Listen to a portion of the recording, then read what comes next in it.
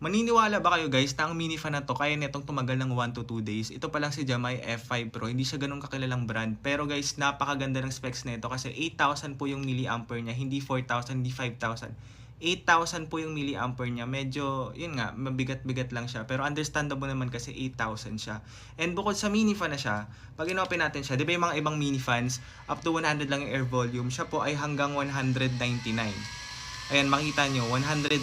And bukod sa mini fan na siya, lumalamig pa yung ditong part niya. Ibig sabihin nun is meron siyang cooling effect. So, click nyo lang to ng 3 seconds. And then, pag nag-letter C yan, ibig sabihin, activated na po yung kanyang cooling effect. So, lalamig yung ganitong cooling plate. Cooling plate yung tawag dito. Atayin nyo kasi nagmo-moist yan. Ipapakita ko sa inyo. Ang galing, oh. Kitang-kita sa camera talaga na nagmo-moist siya, oh. Ganun siya kaganda, ganun kaganda yung mini fan na to. Tapos at the same time guys, naka-flash sale po siya ngayon. So mabibili niyo lang siya ng 600 plus.